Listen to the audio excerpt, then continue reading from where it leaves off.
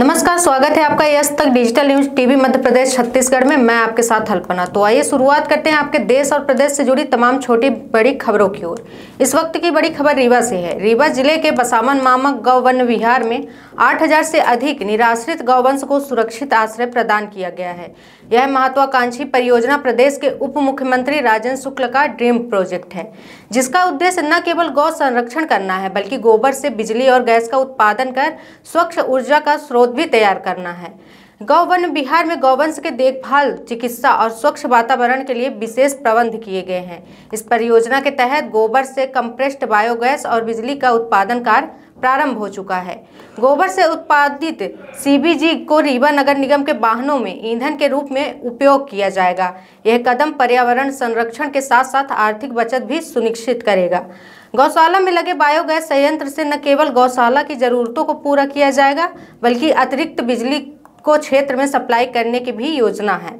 उप मुख्यमंत्री राजेंद्र शुक्ला ने इस परियोजना को अपनी सोच और मेहनत से साकार किया है। उन्होंने बताया कि यह प्रोजेक्ट मेरे दिल के बहुत करीब है।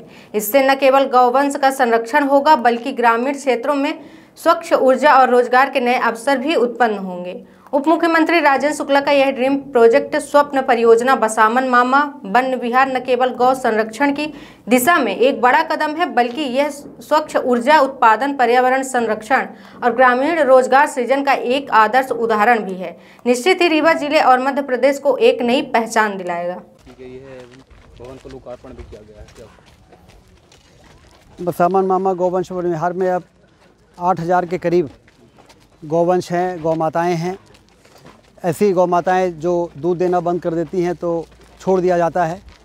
सड़कों में जो मारी फिरती हैं उनसे उनके जीवन को खतरा हो जाता है और साथ ही खेतों में जाती हैं तो फसल का भी नुकसान होता है, किसान परेशान होते हैं। तो इस समस्या से निपटने के लिए यहाँ पर 2017 में शुरुआत हुई थी, इस कल्पना के साथ कि इस प्रकार की सभी गौ माताओं को जो हमारे गौवंश हैं उनको यहाँ पर रखेंगे। जब तक उनका जीवन है उनको भोजन, पानी, छाया की व्यवस्था करेंगे।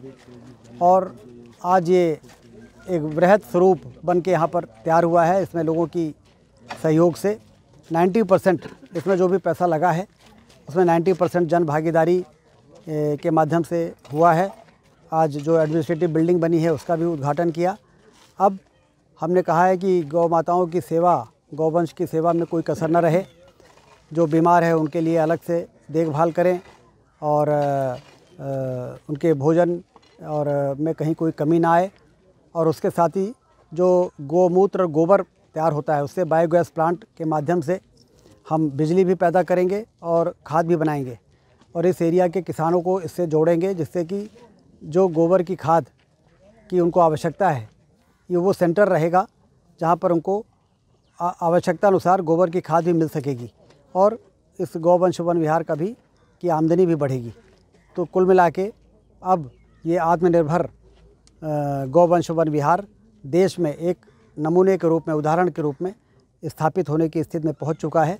इसलिए मैंने यहाँ के सभी कार्यकर्ताओं से यही अपेक्षा की है, जो हमारे सरकारी कर्मचारी और जो सोसाइटी बनी हुई है जिसमें कलेक्टर से लेके और जनपद के सीओ और एसडीएम सारे लोग इसके कार्यभार को देख रहे हैं कि इस प्रकार से हम गौमूत्र और गोबर के प्रोडक्शन पर भी ध्यान दें कि हम ऐसे प्रोडक्ट बनाएं और उसकी मार्केटिंग का भी ध्यान दें कि जो आवश्यकता है जिनको उसके पास हम अपना प्रोडक्ट पहुंचा के यहाँ इसकी आमदनी भी बढ़ाएं।